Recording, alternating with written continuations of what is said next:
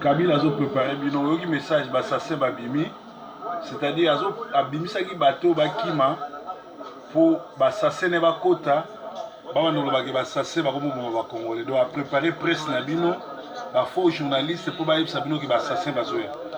C'est que mardi botanisa tongo ya mercredi babukaki prison ya Makala la prison basevadaki alors la loi esevadaki awa na Tchango on récupérer déjà mandamo oyo omoni baninga mpe ya légion oyo bazaki boso bazwaki mpe ndambo tozali 21 déjà po torécupérer nde tozwi bango toza kozongisa bango sikoyo na bainstance place bazalaki defase bakontinue kopurge bapene na bango alors toza koyebisa na population boye etango babuki wana bato mabe nde babimi eza oyoki bato mabe babimi baza na baproblème kilikili baza na bakambo na bango basalaki ezalaki tozanga mwa kimia na ngonga moko donc bazoprépare bino ki bozanga kimia mariage oyo tozala kompétite ya biso na bango econtinue mpenza siko efficacement mpo badenonce siko mwana nsemi aza wapi bayaki premier criminel à Congo Kabila bomi bato na baruberwa na bakamere bokangi bango te kwani oyo babengaka vipere lelo kaka lelo abimi lelo mpe nakanisi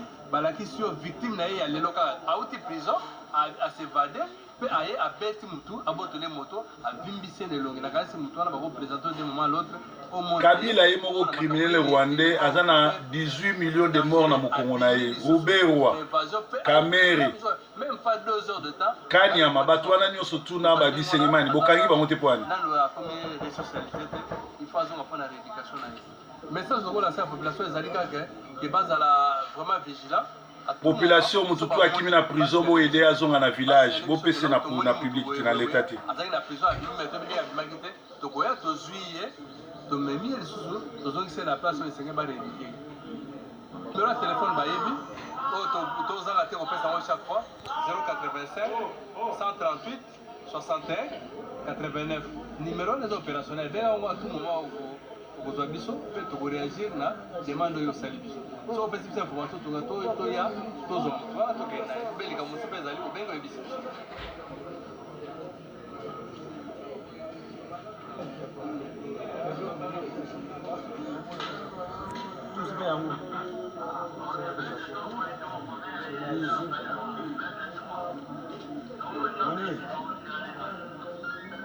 Amiga lelo abandi kusupedo bakati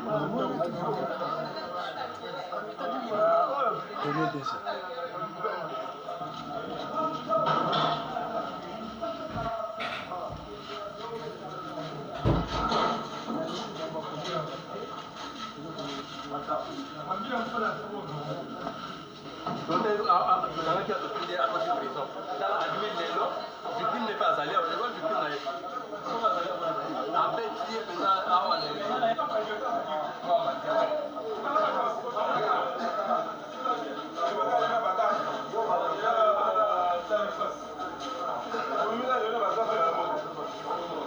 les premiers prisonniers les premiers criminels eza Kabila bokangi ete kwani wapi ni mwana nsemi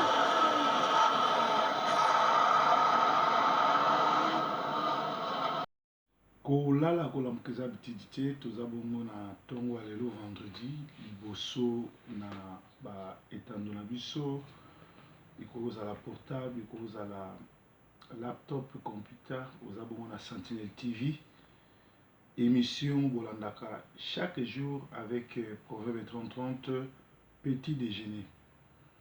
Petit déjeuner ezali émission moko ya enseignement, émission moko ya éveil patriotique pe éveil spirituel pe eza émission ya éducation pe ya conseil parce que na mboka poto toza bongo mboka bana na bana ezosenga topesana ba conseil biso tozwaki grâce ya Nzambe ya kobenga biso reformer biso pe ya kotindika biso to mekana koloba sango malamu pe po to sauver ba âme. Avant na kota na message ya lelo na kolinga na répondre bato ebele babengi nga que beauté oasis, beauté naturelle azali ser asambela epananga na Paris. Ntango nayaki Paris année passée bayaki na veillée, ayaki tina résidence place nazalaki tosololaki naza na mawa mingi ya koapprendre que diamant akufi, mais est-il que ceux qui baza sincère, ceux qui bazolanda biso nasololaki na bango yango nayebisaki bango que diamant il faut asambela makasi parce que esprit de mort ezolanda ye. Lelo nakoya koloba makambo wana te puisque baza baconcerné bayebi masolo. Naza na mawa komona jeune garçon ndenge wana kokufa, mais nakosenga na Oasis akota na contact na nga pe atika kosala bavideo, atika kosala bavideo ezosala bien te bavideo oyo azosala oyo alobi asa alobi lokola diamant si akei eke akozonga te eke biso ngai na Oasis na oyo tobaolanda nde tokolanda ye. Eza malamu korespecte mémoire ya moto akei soki aza na pasi soki aza na baproblème abomba ngo na motema, mais aleka ekomi kosone bien te bato bayebi babenga mingi pe yango moni nasali réaction akota en contact na nga. D'ailleurs na mois ya juin nazoya na Paris soki akozala tokokutana namoni bandeko babengaki nga bayebisi nga pasteur azolingaki nozwa bana ya diamant tout. Alors Oasis azwaki temps ya kosolola na ngai ayebaki makambo nyonso tu oyo ezokomela diamant. D'ailleurs tomonanaki su te ntina azongaki bakimaki na ye na diamant bakimaki nga parce que natalisaki bango ndenge ya kotambola pe nayebisaki bango voyage bango na Afrique ndenge nini ekosuka. Alors lelo naye kodévoiler masolo ya biso na bango te, mais naye kopesa conseil tant que pasteur moko oyo azali kobenga pasteur moko oyo ayaki koseme meme bilamba même enveloppe oyo ayaki komona nga aconseil donc azwaki nga na valeur atunaki nga makambo nalobelaki ye mpe na ngongo na oyebisa ke bana wana baza bana na ye te, baza bana ya diamant, famille ya diamant. Soki aoyede bango baya poto asala bongo, mais soki bakomi poto azwa bana wana aremettre bango na famille ya diamant mpe akabwana na bango puisque libala eza sute libala ezalaka ntango oza na bomoi etango mobali akufi mwasi na mobali libala ekatani bague oyo bake nango ezali mabe mingi parce que ezali alliance basalaki. Normalement soki mwasi na mobali babalani avant bakunda oyo akufi balongola bague. En réalité il n'y avait pas alliance parce que mariage esalamaka jamais na mairie to na église soki baparent babali yo nanu te. Bolimbisa nga nazo apprendre bino parce que toaka kosolola libala ezali dot coutumier. Bible ezo reconnaître dot coutumier. Lukelanga verset oyo bamemaki mwasi na mobali na église bakobalana na opesa yo oyo nyonso kosenganga. Na Bible libala ya église ya te. Bible ezo reconnaître libala ya famille. Soki mobali alongwe na famille na ye aye na famille ya mwasi ya bali apesi 1 euro 2 euro bouteille ya vin bouteille ya whisky mai to bière libala mobimba yango wana na Bible soki famille ya mobali. Mais soki famille ya mwasi aye kobala mobali eza mariage te. Soki bokobala na église bokobala na mairie eke na famille bobalana te eza mariage te. Biloko wana fo boyebaka yango parce que na poto abaventure bakomi ebele balingi bamikomisa bapasteur me bate ya vérité te. Ngai eloko nalingaka na kolobela vérité soki okoya malamu soki okimi nga na perdant te parce que soki oyepa na nga na koteosama malamu okozala sauve soki okimi okotelengana ti makambo koyela. Donc diamant akei ndeko na biso Oasis bosana masolo wana tika famille ya diamant kimia soki oyede bana wana ede bango soki bakomi na France zwa bango pesa bango na bamembre ya famille ya diamant. Soki oyokinga malamu soki oyokinga te okomultiplier bavideo na bavideo mpe kopesa solution te. Alors lelo tozokende na petit déjeuner tozokende rapide kotanga verset biblique tozali bongo dans Ephésiens 6 et 12, balobi boye, vraiment bolimisanga pour éclairage, tellement éclairage, zo betanga la miso, la projecteur, faut contourner Bible pour tanga, pour mona bien. Balobi boye, car nous n'avons pas à lutter contre la chair et le sang, mais contre les dénominations, contre les autorités, contre les principes de ce monde, des ténèbres, contre les esprits méchants dans les lieux célestes.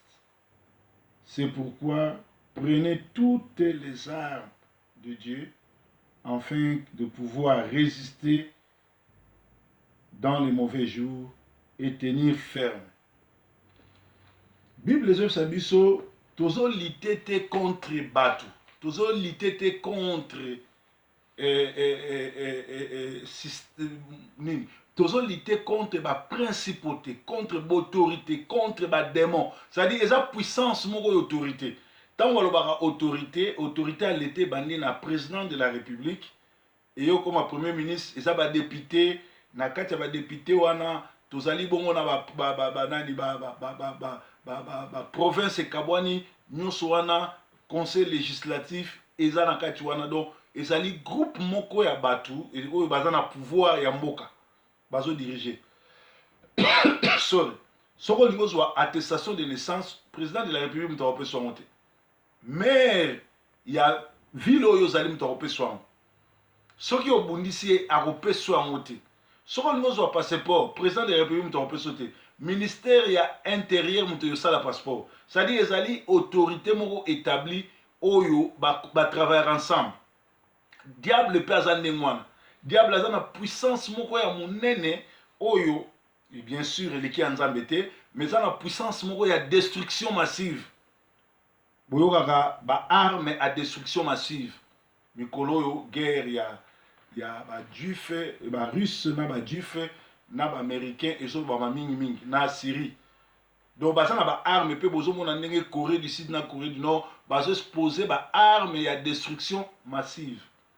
Donc nzambe aza na arme ya kobonga massive, Satan aza na arme ya destruction massive. Alors moni na poto awa sorry, ou bien na diaspora bato balanda biso mwa ebele to wuti bisika na bisika. Bato na bato ba wuti epa na bango. Bato na bato ba na concept na bango. Bato na bato baza na ba problème na bango. Bato na bato baza na kondima na bango. Alors eloko ezo sala mabe mingi eza système à lycée bosangani. Bato bazo croire que lokola aza na ndaku, l'état pesa ndaku, yo pe l'état pesa ndaku. L'état futaka 50 €, yo pe futaka 50 €. Akansi bokokani. Non. Bokokani te. Bokoza na situation sociale moko bino surtout ba chômeur. Bino surtout ba bokendaka ko signer place mo ba futa bino mbo. Mais bokokani te na esprit, bokokani te na vision, bokokani te na bomoto, éducation yo zanango. En réalité dans l'homme c'est l'esprit. Esprit ni nezo animé yo. Esprit ni noza nango. Na utako ba dernièrement esika na ko sambela. Église na yo ezali esika munene na vino lokola cuisine. Est-ce que ba na ndako place ya important vie ya mutu, eza toilette te eza cuisine. Soki cuisine ya te oke na toilette te. Mais soki cuisine na yo eza mabe, yango ezo sala ke bato bakufa, yango ezo sala ke santé bato ebeba, yango ezo sala ke bato bazo ba diabète, yango ezo sala ke bato bato ebele likolo akolia, likolo mafuta utilisaka, likolo banzungu utilisaka akokufa avant. Yango nga na toilette na cuisine nanga le ba expliquanga makambo hygiène pour na sala hospitalité na somba banzungu ya salam master. Bato bayebi salam master nzungu za combien po biloko yozolia banzungu yozo salela ekokiko eza lokola nini moteur ya car. Moteur ya car na yo sozo sala entretien te atandeni yo lingolinga te ko péter. Ndenge moko ngande na boyi mafuta huile na salela ka huile d'olive, huile mususu na salela yango te. Parce que mafuta mususu so yozo salela yango na nzoto na yo, ekoko bepesa nzoto na yo.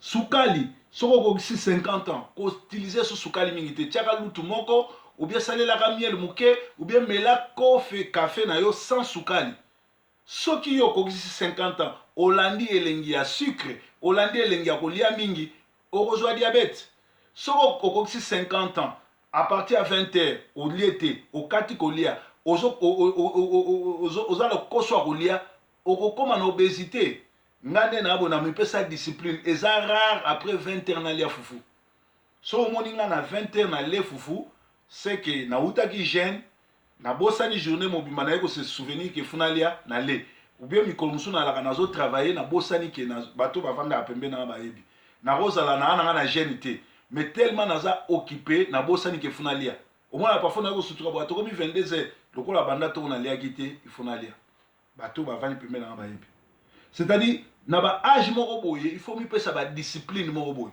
bible elobi tozobunda contre bas esprits contre ba dénomination contre ba prince des ténèbres contre l'autorité et bible ezoloba le diable rôde tout autour de nous diable arodaka tout autour de nous c'est-à-dire akoya lokola mwasi atio litoyi soki omoni ke ozali le plus beau basi baolinga yo okwei mais soki oza mayele lobi bo nga na mwana mobali mwana mwasi oya mwana mwasi nde nini ngai fo na banda ye na banda koyebisa ke nalingi ye me nga na bandi ete ye azosanga bavance c'est-à-dire eza piège diable aza bato ebele baza envoûté soki olandi lelo lobi bakosi bino ke ne mwana nsemi abimi na prison tala bato bazali mutu zelo tala badéclaration bazosala bajournaliste ebele nalandi bango olie batuna question nano prison ya makala babimi yango ndenge nini prison wana ya makala babelge batonga yango na niveau moko soki babimisi yo te okoki kobuka yango te koobima te me bajournaliste nyonso ata moko te atuni ndenge nini ne mwana nsemi abimi na prison wana ndenge nini baprisonnier wana babimi mutu moko azotuna te kaka délivrance nzambe azosala ye nde akomi moïse ye nde akomi boye na boye mayele mikuse likambo ya liboso so esali fo tuna esalami ndenge nini mutu akoki kokima mutu akimi se kaka na complicité ya mibale fo botala estce na Congo toza na problème ya ne mwana nsemi obie toza na problème ya occupation bandeko na biso nyonso batondi na baprison kuna batie bango na baprison mpo ani parce que bato bazodirige mboka ba bakongolais te lelo oyo soki kabila tokangi ye rubera tokangi ye kamere tokangi ye bakongolais nyonso bakobima sans problème alors olie botala ke toza na problème occupation moto ezotia bakongolais na prison barwandais oyo baboma baza libanda bakongolais badiomi ndongala banani tu wana nyonso tu baza na boloko mpo baza kaka bakongolais siko bino bokosala bavideo ya minene ya limwe asali boya boye alimwe abimeli wapi soki ne mwana nsemi azalaki moto akisi ya solo tonga toyoka ke abundi te masasi ebetami te batumbi eloko te tonga toyeba ke mwana nsemi abungi na prison abimi ndenge Paul abimaki na prison mais oyo asaliki gangster oyo aprofite na système c'est-à-dire bakolo prison wana oyo barwandais oyo bazodirige prison wana nde basali bongo yabima heureusement badiomi ndongala bakomprenaki na bafrank diongo babi place ya boye soko omeki kobima bakoya kobeto masasi balobi alinga akima baboyi na bango kobima bakangi baboloko mais bato bazosala bavideo fo mwana baya mitu mikuse mayele mokuse bakola te ne mwana nsemi nde abimisi 300 personnes abimisi 4000 personnes aza na pouvoir ni ya kobima elelo bazoyebisa biso ake na ngola bango bazala ndenge wana oyo bilobilobi akomi oyo nga nazali nazalaka na nga muzombo nazalaka congolais te baza bongo soki akomi na ngola azwi nationalité soki ake na brazzaville abimi oyo nga naza molari soki azongi na kinshasa oyo nga nazali musingombe obie nga nazali muyombe obie mutando baza ndenge wana donc tozali entouré na badémon tozali entouré na bato baza envoûté bapasteur il y a des pasteurs akoma bishop archibishop akoma même vice-pape mais tala elobeli na ye tala émission na ye tala comportement na ye omona que cet homme est envoûté il doit être délivré bien aimé tozali tout autour na biso na bato ya misala mabe na bato baza envoûté nga nasalaki camarade na n'importe qui te ndenge naza boye naza simple mais naza très strict bato bayebinga bayebinga ngai soki ozali na molimo wa nzambe te soki oza ndoki na webso soki oyambi yesu te oleki na délivrance te ngai no toya bakamarade te soki lelo na ete yo vérité oboyi koya na webso na kolando 4 fois soki oboyi te na tiki yo nauti koloba awa bote oasis bote na tirel azas akufi te azali diamant lere abandi kobenga nga avant na ya Paris nayebisaki aza na esprit de mort nayebisaki bakoboma ye nayebisaki boye na bona le tokutani na Paris na répété makambo wana longoli meme veste apesi nga lere toyokanani na bango baya baye lisu te tinga nazongi Paris nalongwe Paris nazongi Angleterre na nazalaki perdant nga na perdant te bien que nazoloba bango ezosala pasi ndeko atiki biso na kosala émission mobimba na kozwa bavideo lelo peut-être soki na sisi na koluka video wana na adango bomona ndenge bayambaki nga na Paris mais botuna bango est-ce que tokutanaki lisusu mpona nini tokutanaki te mpe nayebisaki bango nini c'est-à-dire tout autour na biso toza na bato baza envoûté bato baza na bondoki baza na boloki baza bato baza na baproblème soki okangami na bato ya ndenge wana vi na yo ebebi yango wana église yo ozosambela pasteur yo ozolanda eza très très important na vi na yo ocheke vi ya pasteur wana oyeba vi na ye oyeba akoma pasteur ndenge nini oyeba doctrine eza nini oyeba asambelaka nani ngai naoyebisa bino napekisa bino makambo nazosambela nzambe ya pasteur tel sala rencontre personnelle yo na nzambe soki okutani yo na nzambe personnellement omona nini nzambe akopambola yo yango bato bazobenga nga na Suisse na Paris en tout cas nazoya à partir ya juin nakoconfirme bino date mpe nakoyebisa bino baplace na kozala tokutana tobondela tose communiquer bagrâce mpe tosolola masolo ya kolibere Congo parce que nazanga na etofe mibale ya messager de la bonne nouvelle to pasteur ya nzambe to évangéliste mpe nazali bongo moko ya bacombattant résistant c'est-à-dire tozokende na masolo nde ezolakisa occupation rwandaise esemonani Kabila azali bongo na pouvoir na bato batie na pouvoir batiki ye nanu te lokola bato batiki ye na pouvoir nazolakisa bino badocument ndenge nini ateka mboka ndenge nini ye na Moïse Katumbi bateka Jekamine boza na ngwana bolanda Sentinelle TV bomona alors moto ande mwana lokola azopesa bango nyonso baza nango posa et opposition ya Congo asombango azopesa bango mbongo tokobengane kaka soki tozwi minduki tala ba scénario oyo bazosala c'est-à-dire que presse ezali ya kokuba te bacongolais baza envoûté mingi bazali na envoûtement il faut baleka na délivrance surtout bajournaliste landa kaka journaliste nyonso tu oyo azoloba ke ne mwana nsemo alimwe ne mwana nsemo abuki prison abimisi bato yebisa aluka un bon pasteur badélivrer parce que ne mwana nsemo aza na pouvoir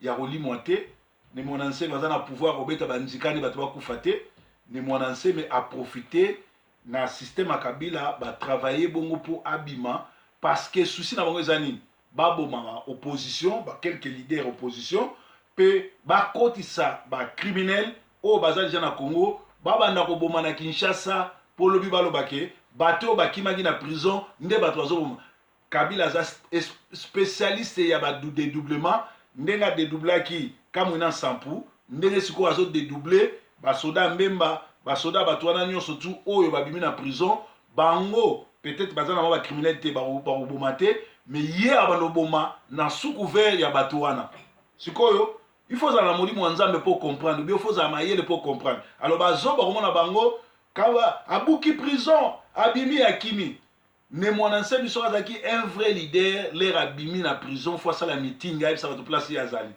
mpe apesa message na peuple na ye oyo banimele nga animelaka na ngai te mpo nayebi ke efuna délivrer mais bino bato bozomona ye leader na bino comment leader abimi na prison abatami comment leader abimi na prison asali ata video te or avant kota prison aza kosala bavideo koyebisa bino makambo nyonso tu bozomona ke bato baza envoûté il faut baluka nzambe adélivrer bango il faut baluka basali na nzambe aso badélivrer bango parce que c'est pas normal komona ke bato na 21e siècle esika masolo tu eza kofungwama bato bakocomprendre te yango nabaki envoûtement ezali bongo volonté mingi bazali normal te bazonini délivrance akoki kozala pasteur akoki kozala moyembi akoki kozala archibishop akoki kozala mwasi ya pasteur akoki kozala mbikudi to nganga ou bien prophète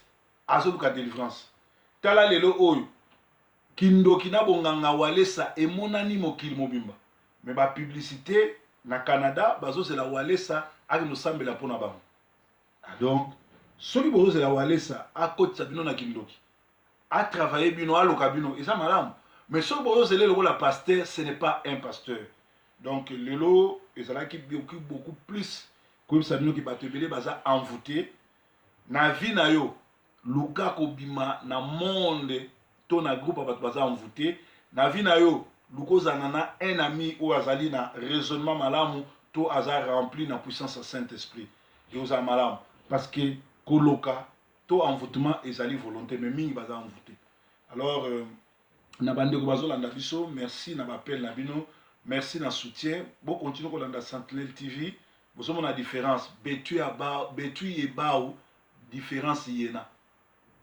betu yebau différence yena biso na bango différence yali parce que bango bana révolution te bango bazana information te bango bazali bongo inspiré te baza pe na révélation te bazo sala mais bazo créer te nous on crée on cherche l'information et on vous le donne restez branchés dans Sentinelle TV vendredi malam samedi kozanga émission te dimanche pe kozanga message ya kafu te nzamba pambola nzamba zana bino merci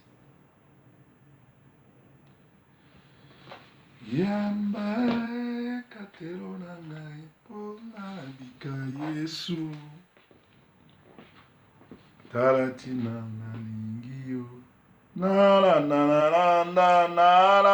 o nalanda masiya nanga pote o ufela kina. S'il y a une belle femme en Afrique, c'est la femme rwandaise. S'il y a une belle femme en Afrique, c'est la femme rwandaise. S'il y a une belle femme en Afrique, c'est la femme rwandaise. Je voulais dire mon respect au peuple rwandais, mon respect à l'autorité rwandaise. Je voulais dire mon respect au peuple rwandais, mon respect à l'autorité rwandaise.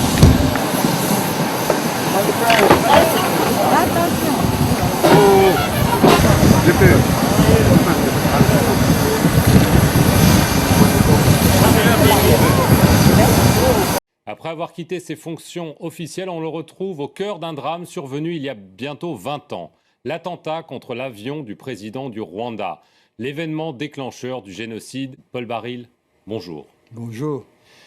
Alors on va parler du Rwanda parce que ces jours-ci sort un livre qui s'appelle « Le capitaine Baril brise le silence, la tragédie du Rwanda, ses origines, ses coupables » aux éditions Jean Picolec. Et vous n'y allez pas par quatre chemins, à savoir que vous prenez à rebours la thèse officielle qui veut que ce sont des extrémistes Hutus qui ont descendu, entre guillemets, l'avion du président Habyarimana, qui était lui-même Hutu mais jugé trop modéré, pour ensuite déclencher le génocide contre les Tutsis. Pour vous, cette thèse est totalement fausse. Dites-nous pourquoi. Parce que d'abord, on n'a jamais donné le nom de ces extrémistes. On parle d'un groupe d'extrémistes. Moi, je voudrais savoir lesquels ont appuyé sur la détente. Et je suis un enquêteur, je suis un gendarme et fils de gendarme. La première question qu'on se pose, à qui profite le crime ? Le crime, il profite à une seule et même personne, c'est Kagame. Sans cet attentat, il ne serait pas chef d'État aujourd'hui. Paul Kagame, qui était donc le leader du Front patriotique rwandais, le mouvement rebelle de l'époque. Non, il n'était pas le leader du mouvement patriotique, il était le chef des services de renseignement de l'Ouganda. Il était militaire ougandais, il percevait un salaire ougandais et il a été en Amérique faire des stages dans les unités spéciales américaines avec un passeport ougandais. C'était un rebelle et c'est un terroriste avéré. Alors, vous lancez des accusations très graves contre Paul Kagame parce que vous insinuez que c'est lui, le FPR, donc son mouvement, qui a commis cet attentat. dans le but de déclencher des massacres et de prendre le pouvoir. Alors que la version la plus largement partagée, c'est que ce sont les Tutsis, et donc les gens comme Paul Kagame, qui ont été victimes de ce génocide. Comment est-ce que vous pouvez affirmer que c'est lui qui a tout manigancé comme ça? Revenons un peu d'histoire. Le 1er octobre 1990, l'Ouganda, avec 3000 rebelles Tutsis, attaque le Rwanda. L'Ouganda, je dis bien, de Museveni, qui est complice de Kagame. La France a des accords de coopération de défense avec le Rwanda depuis 1975, signés par le président Giscard d'Estaing. Le président Mitterrand apporte le soutien et l'aide au Rwanda et on combat les rebelles ougandais et les gens du FPR. Nous sommes en 1990. Il y a 4 ans de guerre jusqu'à ce que l'avion soit détruit par un attentat terroriste. Dans cet avion, il y a 2 chefs d'État en fonction, plus l'ensemble du gouvernement du Rwanda. C'est le déclencheur et c'est le point que Kagame s'appuie pour laisser massacrer les Tutsis de l'intérieur, c'est-à-dire ceux qui sont restés au Rwanda, qui sont considérés par Paul Kagame comme des collaborateurs. Ce n'a rien à voir avec les Tutsis de l'extérieur. Comment est-ce que vous pouvez affirmer cela? Ça paraît quand même impensable que lui-même aurait laissé massacrer son peuple, entre guillemets, pour parvenir au pouvoir. Comment est-ce que vous pouvez l'affirmer? Il l'a pas fait tout seul, il l'a fait avec l'aide des Américains et de l'ONU. À cette époque, il y avait la MINUAR, qui était 2800... La force de l'ONU. La force de l'ONU, commandée par le général canadien Roméo Dallaire. Le soir de l'attentat, les 2800 soldats de l'ONU se sont restés 280 soldats. La force de la MINUAR aurait pu protéger les Tutsis de l'intérieur. On a dégagé volontairement cette force qui aurait pu se mettre en travers des génocidaires. Mais alors, vous affirmez ces liens entre Paul Kagame et la CIA. Vous laissez même entendre que la CIA était parfaitement au courant des agissements, y compris donc de cet attentat qu'il aurait organisé. Ce sont des accusations très très graves que vous portez. En 1994, encore le sang coule encore à Kigali. Au mois de juillet, Kagame décore ses amis américains de la CIA. Je donne les noms dans le livre, je donne les dates, etc. En 1994, au mois de juillet, il les décore et il les remercie de leur aide et de leur soutien. Est-ce que ça veut dire que la CIA est impliquée dans cet attentat? Ils sont impliqués dans le plan global de chasser les francophones de la zone des Grands Lacs, pas seulement du Rwanda, mais également des autres pays voisins. Il faut savoir que la CIA avait un ami et un complice qui est le président Museveni. Il a été choisi parce qu'il faisait barrage à l'islamisme venant du Soudan, de Hassan el-Tourabi et de Omar el-Béchir. J'étais en mission pour le président Abiramana et pour la France, au même titre que les 3 pilotes, copilotes, mécanos, qui ont été abattus. On collaborait pour notre pays. La France était en guerre jusqu'aux accords d'Arusha, qui sont le travail de la France et du président Mitterrand. Les accords d'Arusha que Kagame avait acceptés, qu'il a refusé de suivre en faisant l'attentat de l'avion. Il avait le prétexte pour intervenir militairement. Et concernant, je faisais partie du même dispositif que le pilote, que copilote et le mécano qui appartenait à une société civile qui s'appelait la SATIF. C'était pour le travail de la France, de notre pays. Je voudrais rappeler, parce que c'est important, le juge Bruguière, qui n'est pas quelqu'un de rigolo, qui a pendant 20 ans a mené la politique antiterroriste en France, avait établi 9 mandats d'arrêt internationaux concernant Kagame et son team.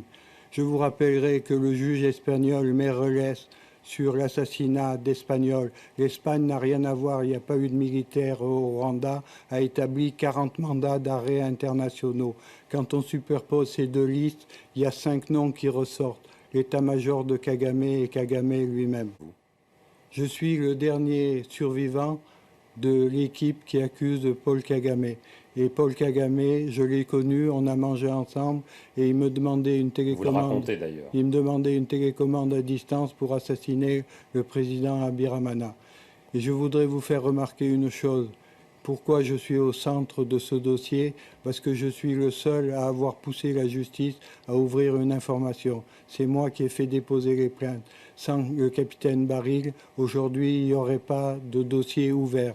Et je rappellerai qu'il y a eu l'équipage d'assassiner le pilote, le copilote et le mécano, mais le lendemain, il y a eu 2 gendarmes qui étaient des coopérants et l'épouse d'un gendarme qui a été assassiné. L'instruction n'a pas déterminé quels sont les assassins, il n'y a pas eu de procès, et moi, ce que je demande, c'est que les parties civiles et les familles aient enfin la vérité et que les coupables soient arrêtés et châtiés. Très bien, écoutez Paul Baril, merci beaucoup de nous avoir livré vos vérités. Vous pourrez les lire dans cet ouvrage à paraître très bientôt. Merci à vous d'avoir regardé cet entretien sur notre antenne. Restez-y pour plus d'informations.